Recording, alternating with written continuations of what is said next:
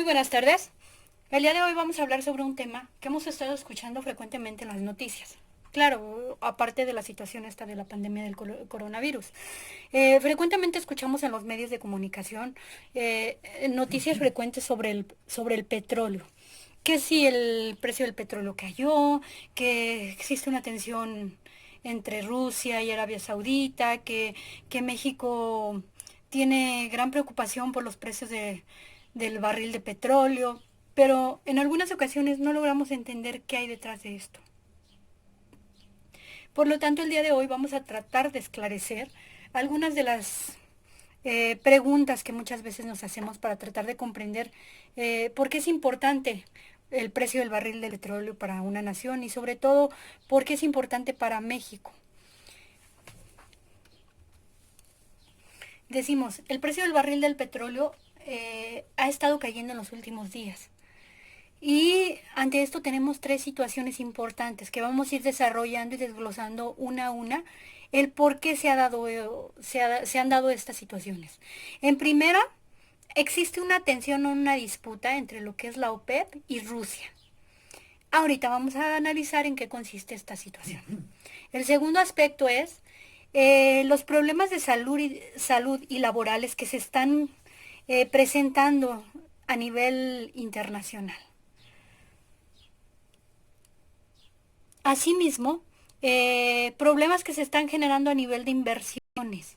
¿Qué temor está generando en los inversionistas? Es así pues, empezaremos y decimos que para poder comprender exactamente cuál es la situación del petróleo en el mundo y sobre todo en México, vamos a tratar de definir algunos de los siguientes aspectos. En primera, ¿qué es la OPEP? ¿Cuántos tipos de petróleo existen? ¿Cuál es su precio? ¿Qué importancia tiene el petróleo en la vida y en la economía? ¿Cómo las leyes de oferta y de demanda que comúnmente estudiamos en la teoría económica y que las percibimos en el día a día también pueden afectar esta situación del petróleo? La situación mundial del COVID-19 y qué implicaciones tiene también en esta situación del petróleo, el papel de China mediante sus importaciones y el mercado de futuros. ¿Ok? Entonces empecemos con el primer aspecto y digamos que es la OPEP. La OPEP es la Organización de Países Exportadores de Petróleo o también conocida como Organización de Países Exportadores de Crudo. En ella se encuentran fundamentalmente países de Medio Oriente y países africanos y dos de Sudamérica, que viene siendo Venezuela y Ecuador. ¿Qué datos relevantes podemos mencionar acerca de la OPEP? En primera, esta organización se creó en 1960. Actualmente tiene su sede en Viena y esta se va a encargar de coordinar y unificar políticas petroleras, sobre todo la cantidad de oferta o cantidad de cuánto producen estos países y mediante ella influir en los niveles de los precios del petróleo. Ahorita vamos a analizar cómo pueden influir. Entonces decimos en qué se van a basar sus objetivos, en unificar todas las políticas referentes al petróleo relacionados principalmente en producción y precios. En materia de producción, es importante mencionar que estos países representan el 43% de la producción de petróleo mundial y poseen más del 75% de las reservas conocidas. Es decir, aquellas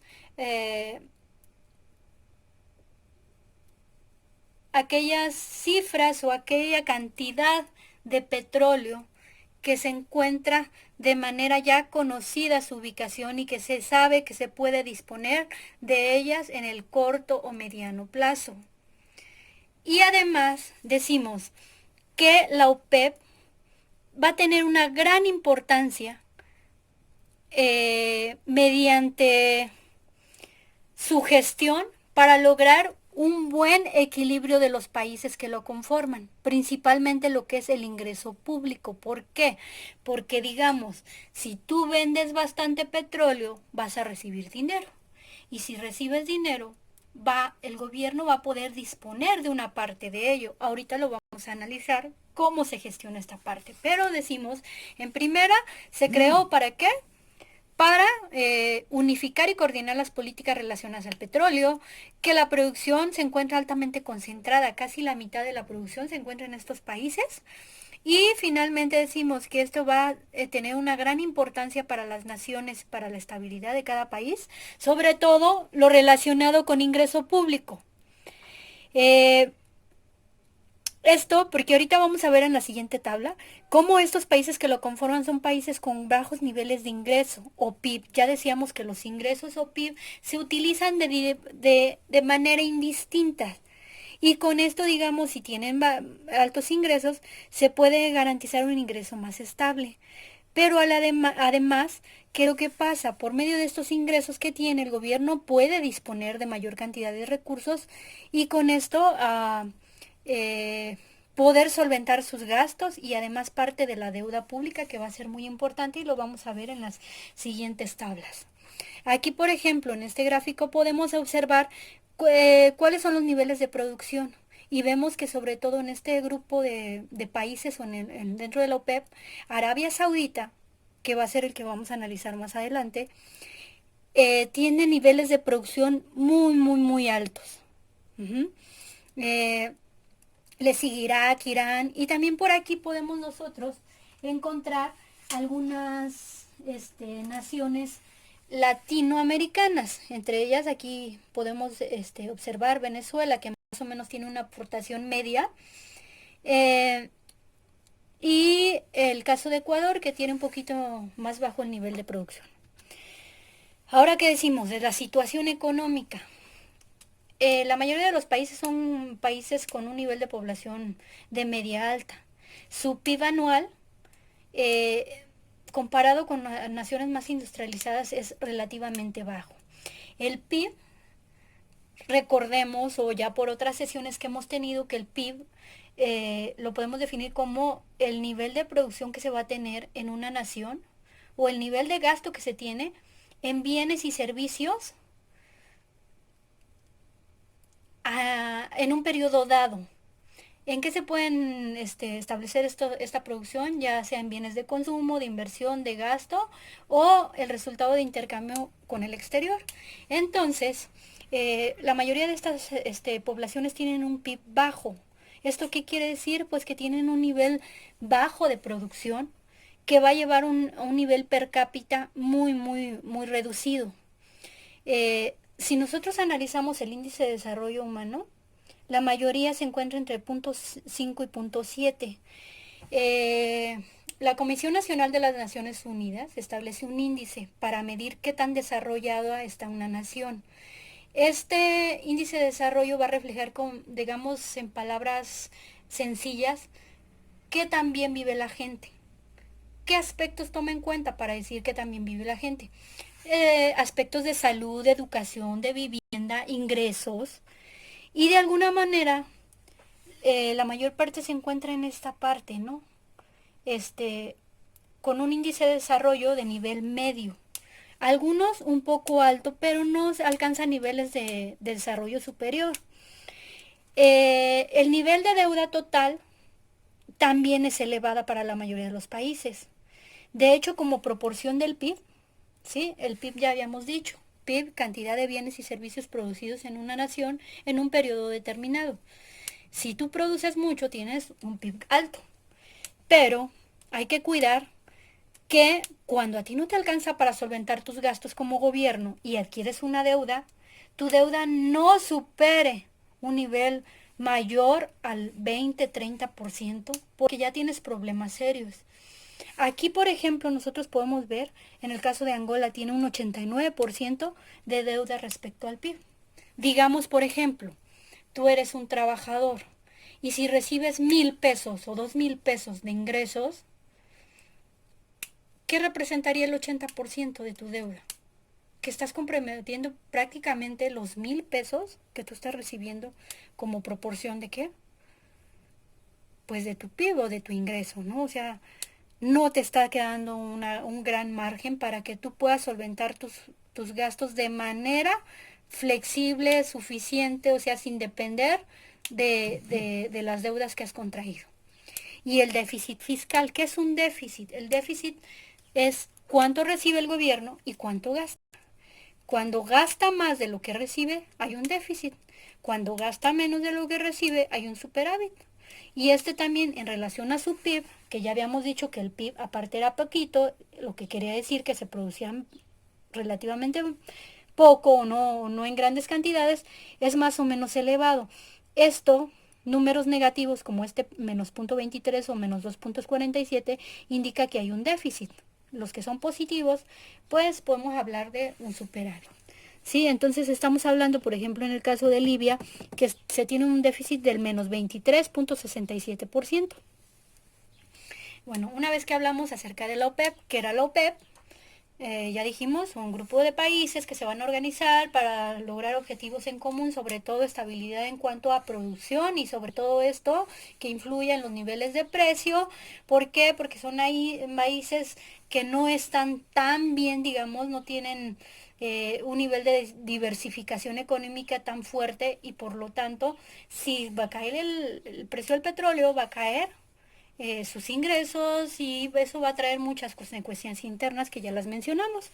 Segundo, vamos a definir a ejemplificar los tipos de mezcla del petróleo. A nivel internacional hay diferentes tipos de petróleo. Hay algunas mezclas que son más altamente cotizadas.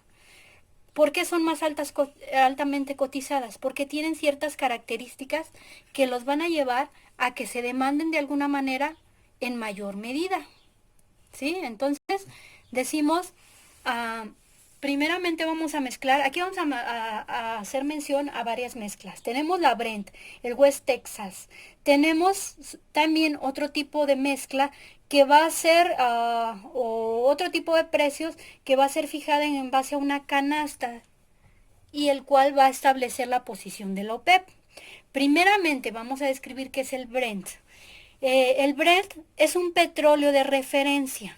Generalmente es el que se toma en cuenta a nivel internacional, principalmente en el mercado europeo, digamos, es de referencia. Y para los demás tipos de crudo en el mundo, este representa el 65% de referencia. ¿Qué de importancia tiene? En primera, este petróleo se descubrió en 1972 y a partir de 1976 la planta o el pozo empezó a bombear y a trabajar, a producir grandes cantidades para el mundo. Este se descubrió en el Mar del Norte. En la actualidad cuenta con 4 plataformas petroleras que concretamente se van a ubicar en lo que es el Reino Unido. El petróleo Brent es de alta calidad debido a que es ligero y dulce. Es decir, es reducido en azufre. ¿Por qué es importante la ligereza? Estos aspectos de la ligereza van a ser importantes al momento de refinarlos, de trabajarlos. Y además el contenido de azufre es una de las especificaciones a nivel internacional que establecen en cuestiones medioambientales, sobre todo, por ejemplo, la parte naval, que ya estableció un mínimo de contenido de azufre y lo cual pone en aprieto a aquellos países que tienen grandes producciones en el tipo de petróleo que no alcanza a cumplir esta norma. De manera general, el American Petroleum Institute, que es el API, va a dar una medida de densidad. La medida de densidad viene siendo la primera, o sea, los grados, 39.6 en el caso del Brent, el nivel es inferior al 39.6. A medida que los grados son mayores, ¿qué es lo que nos indica? Lo que nos va a indicar es la ligereza que va a tener el petróleo. Si supera un nivel mínimo, este va a ser más ligero que el agua.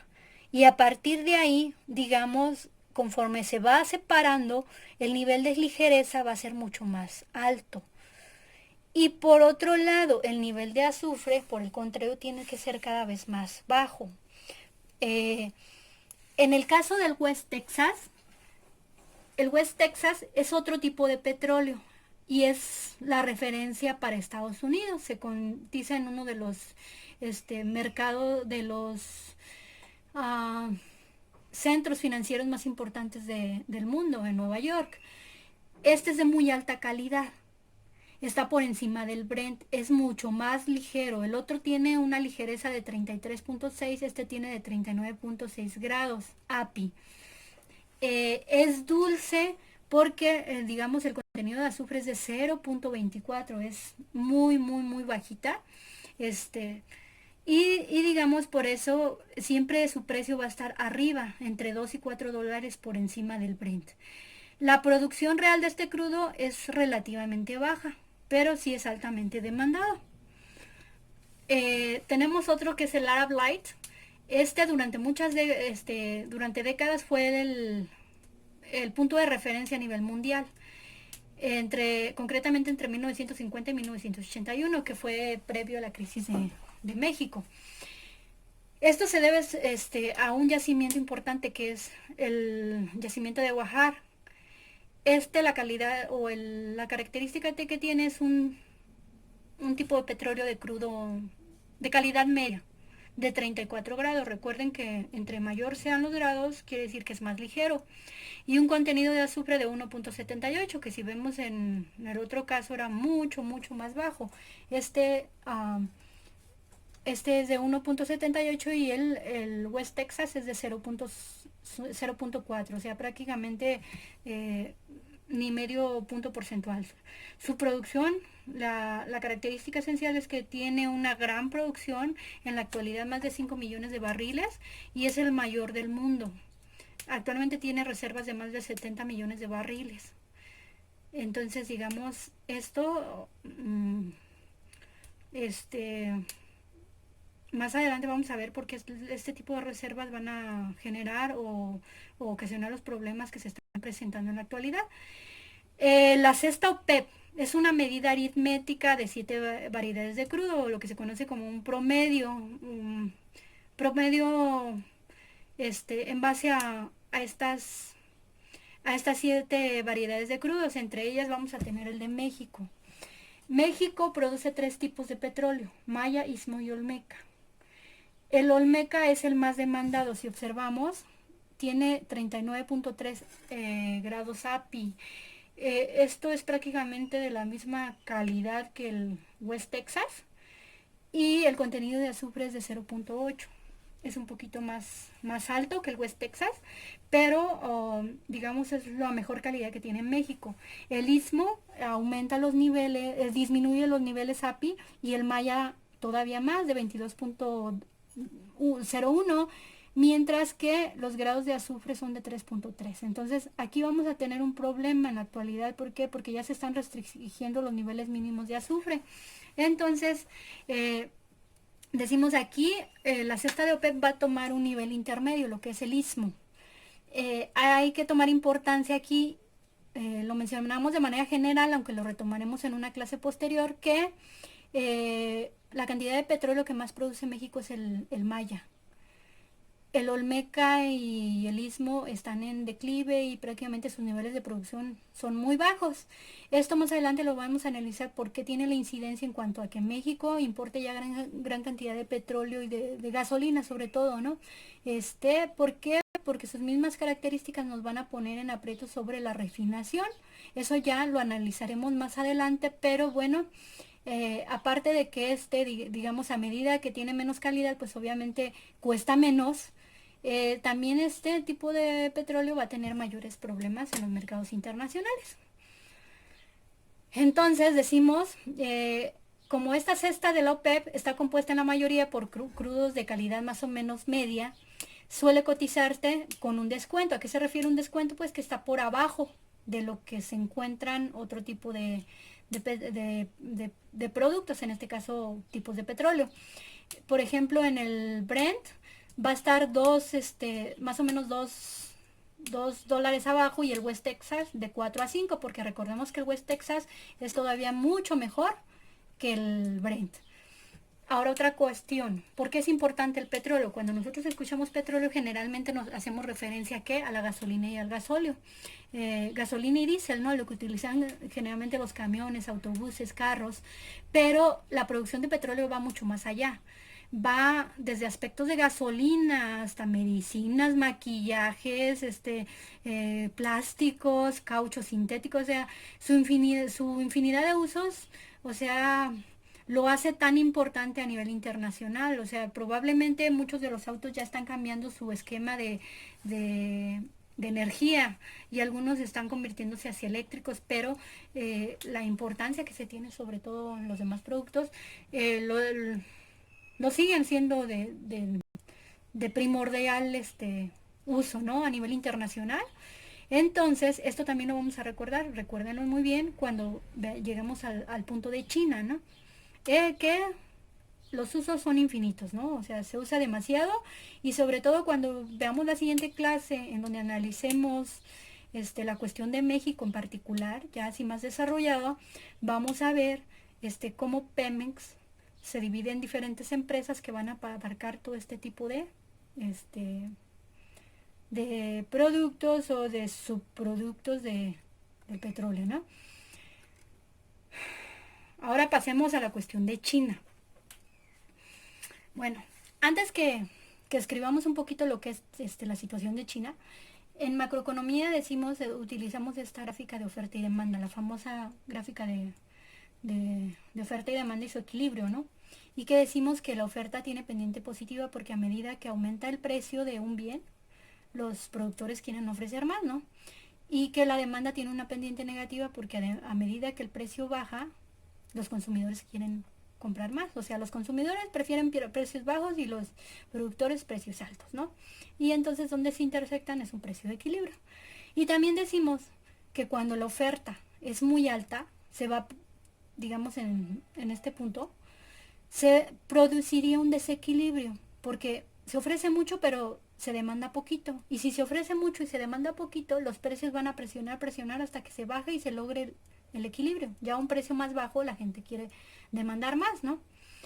O decimos en términos más sencillos que podemos ver en el mercado, en cualquier lugar, si todo el mundo quiere comprar zarzamoras, pero hay muy poquitas zarzamoras, su precio va a subir, ¿no? Contrario, si hay muchas zarzamoras y nadie quiere comprarlas, se tendrán que vender a un precio más bajo. Entonces esto va a estar influyendo en la cuestión de los precios internacionales, pero también la cuestión de China. ¿Por qué? Ahorita lo vamos a ver. China, en primer lado, por el lado de consumo, anteriormente importaba mucho para consumir sobre todo por combustibles, pero actualmente está cambiando su tipo de consumo y está introduciendo en algunos tipos de energías más limpias, desde autos hasta la industria, ¿no? Pero sin embargo hay otra parte que es importante, la producción.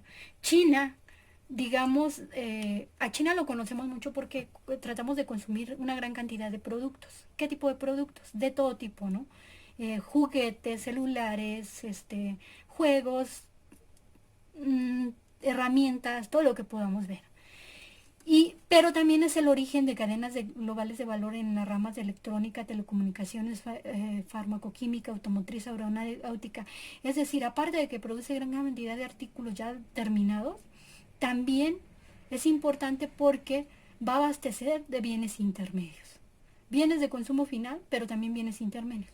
Bienes que ya están listos para consumirse y bienes que se necesitan para producir otro bien. Por ejemplo, en un auto, que se pueden utilizar algunas autopartes para que las ensambladoras tengan su producto final, que es el auto. Pero, digamos, ¿qué es lo que está pasando con la situación actual del coronavirus? Muchas de las plantas en China quedaron paralizadas o parcialmente paralizadas, ¿no? Esto trae consecuencias, porque recordemos la importancia que tiene el petróleo para la producción de todo este tipo. O sea, el petróleo se utiliza casi para todo, ¿no? Entonces, si ellos están dejando de demandar, la demanda está cayendo. Y si hay menos demanda y más oferta, pues obviamente los precios tienen que bajar, ¿no? Ese es por un lado. Entonces aquí estamos viendo ya la cuestión de China, ¿no? Pero además, ¿qué se espera en los meses siguientes? Eh, China es un gran exportador de productos de todo tipo, ya lo mencionamos. Y probablemente la mayor parte de las economías va a caer su nivel de producción. Y al caer en el nivel de producción van a caer los empleos, van a caer el ingreso.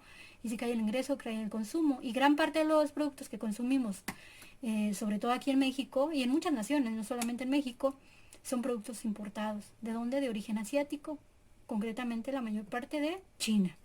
Entonces, esto, digamos, va a traer problemas de demanda, desequilibrios de demanda, que no van a poder compensar la oferta. Y de hecho no se están pudiendo compensar.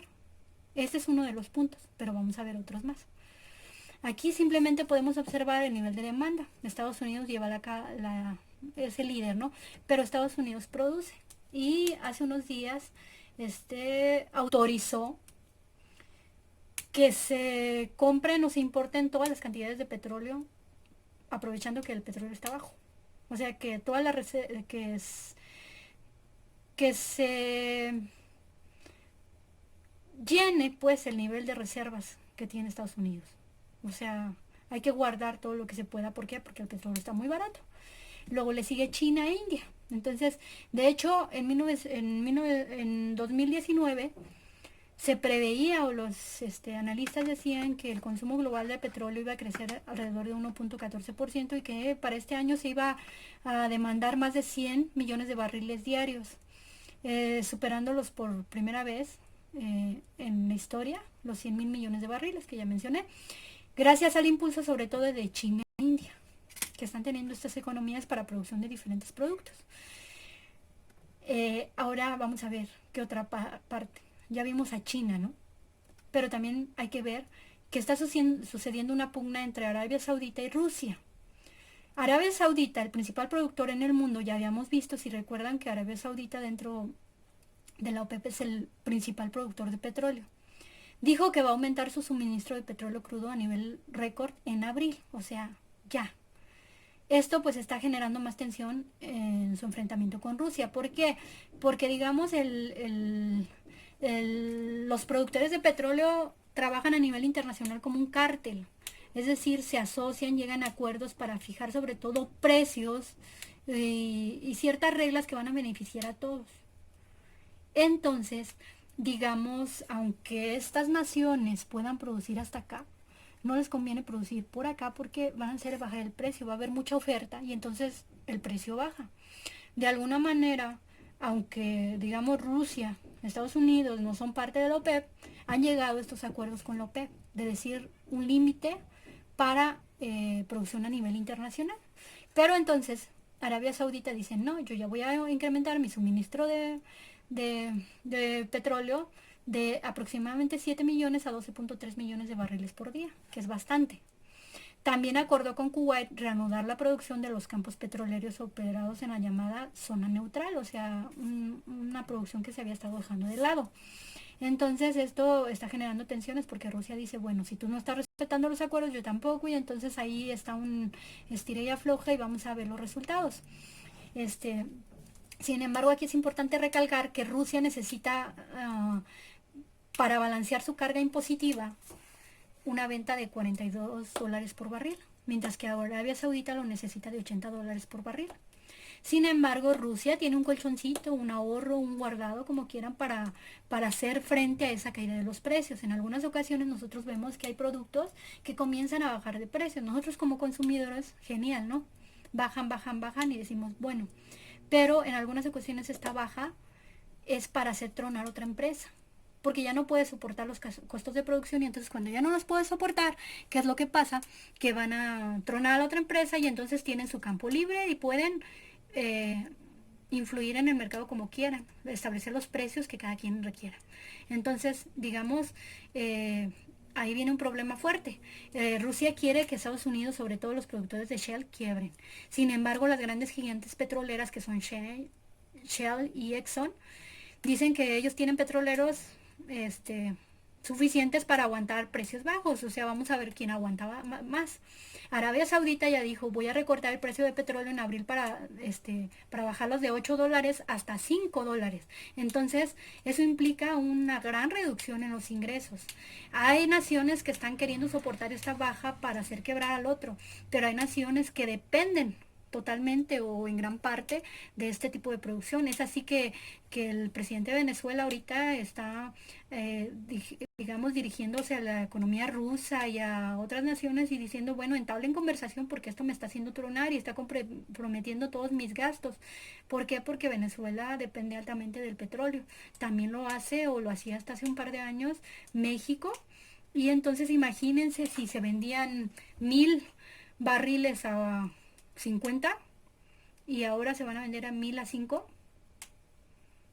Entonces, ¿qué implicaciones tendría?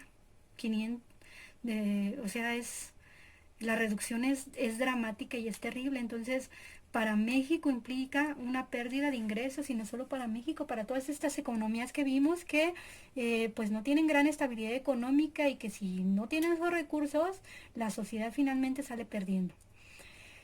Ahora, la situación del coronavirus. ¿Qué pasa esto? En primera ya dijimos, esto está afectando la demanda. ¿Por qué? Ya empezábamos con China, ¿no? Pero muchos países que dependen del petróleo o de la exportación de este tipo de petróleo están reduciendo su demanda porque no están produciendo y todavía va a caer más, ¿no? La situación en muchos países apenas está comenzando. Entonces esto va a generar pérdida de ingresos. Pero aparte de que ya está generando pérdida de ingresos y que va a generar más, en primera puede tener incapacidad para solventar los problemas o los costos que se van a generar por pandemia, o sea, los costos médicos, los costos económicos de dejar de trabajar, costos sociales, pero además también una pérdida de mercado y pocas posibilidades de recuperarlos, porque decíamos, algunos tienen para soportar esta guerra de precios, pero imagínense peleando Coca-Cola y Pepsi-Cola por un mercado y de por medio unas empresas pequeñitas que apenas empiezan a salir, obviamente las primeras que van a tronar y van a quebrar y no van a soportar esa guerra de precios van a ser las pequeñas. Una vez que se venga todo este problema, pues puede haber muchos recortes para el gobierno. Gran Bretaña, Noruega y Estados Unidos, que también producen mucho petróleo, tienen una producción de costos altos, pero sus economías son bien diversificadas. Es decir, yo no solo dependo de exportar autos, o no solamente dependo de exportar petróleo, de exportar aguacates, dependo de todo. Entonces, si en algún momento pasa una situación que impida que se compren autos, no me va a pegar tan fuertemente. ¿Por qué? Porque tengo una producción muy, muy, muy, muy variada a nivel nacional. Entonces, eh, este, ahí viene, digamos, la diferencia, ¿no? Entre unos países, entre los países productores, aquellos que sí necesitan esos ingresos y los otros que sí los ocupan, pero no les afecta tanto, ¿no? Y bueno, ahora vamos a ver cuál es el panorama. Ya dijimos, hay un panorama de guerra de precios que vamos a ver hasta cuándo va a aguantar, quién truena, si llegan a un acuerdo o no llegan a un acuerdo. Estamos viendo una baja de producción en China que apenas empieza a reactivar, pero se reactiva y recordemos que China abastecía los mercados mundiales. Entonces, ¿ahora qué va a pasar con el poder adquisitivo de la gente a nivel mundial? ¿Vamos a poder seguirle comprando a China? Ahora no todo es tan fácil. Recordemos que todo el comercio se hace en relación a un patrón dólar. Yo cambio en relación o compro en relación a lo que vale el dólar. Siempre se pagan en los mercados internacionales con dólares. Y nuestro tipo de cambio, al igual que muchas economías latinoamericanas, se está yendo para abajo. Es decir, nuestro valor de la moneda es muy bajo. Hace un mes y medio no, teníamos que pagar 17 pesos para comprar un dólar. Y ahorita, en la semana pasada se llegó hasta los 25, superó los 25 pesos por dólar. Para comprar un dólar necesitaba 25 pesos. Además, como decimos, el problema de la sobreoferta, que tanto es generada por esta situación como por esta y por lo que vienen las otras naciones, ¿no? Y entonces decimos, ¿qué implicaciones puede llegar a tener México? Ok, en primera, al día de ayer, 30 de marzo del 2020, Pemex reportó que el precio de la mezcla perdió 20.29%, cayó a los $10.37 por barril. Ya dijimos, si cae el precio, vendo menos, ¿no? Aunque venda muchas cantidades, pero si las vendo un peso, ¿qué me conviene más? Venderlas vender 100 a un peso o vender 50 a 3. pues obviamente 53, ¿no? Entonces, en este caso, esto me está dando muy poquito ingreso. ¿Y esto qué implicaciones tiene? Que la reducción de los ingresos petroleros por las exportaciones de Pemex, pues van a tener una implicación en la parte que paga Hacienda. Pemex es una empresa y como empresa tiene que reportar los ingresos y de lo que tiene de ingresos o de lo que vende, de lo que produce, le tiene que dar una partecita a Hacienda, ¿no? Este, y esa partecita de Hacienda, como anteriormente eran millones y millones de dólares, implicaban muchísimas entradas de dinero. Entonces, ¿ahora qué pasa? Los ingresos de Pemex se están reduciendo y entonces, al reducirse, le aporta menos a Hacienda y de Hacienda salen el presupuesto de gasto del gobierno. Entonces puede llegar a haber problemas en todos estos programas y más, ¿no? Becas de Liconza, bienestar de las familias, ciencia y tecnología que de por sí ya tenía reducciones este año respecto al año pasado y muchos otros programas que ya habían tenido reducciones, ¿qué va a pasar con los demás, no? Entonces, y eso no es todo. Tiene más implicaciones. Pone en riesgo proyectos que el gobierno mexicano ya había anunciado en cuanto a Pemex, en donde, digamos, le inyectó o se decidió la inyección de un recurso más o menos importante y se van a poner en riesgo sobre todo donde los costos operativos son grandes, como son la exploración y desarrollo, que es donde se requieren sumas de muy, muy, muy grandes, ¿no? Ahora otra cuestión. En primera, pues se van a implicar esta parte de los proyectos, ¿no? Otra, la balanza de pagos. La balanza de pagos decíamos que es el registro contable entre lo que compramos y lo que vendemos, como en un negocio, ¿no? Vendo tanto y compro tanto. Y entonces la balanza de pagos se encuentra altamente influenciada por Pemex o en años anteriores aportaba bastante. ¿Por qué? Porque son grandes aportadores de, de, de exportación de su producto, ¿no? Entonces, si yo vendo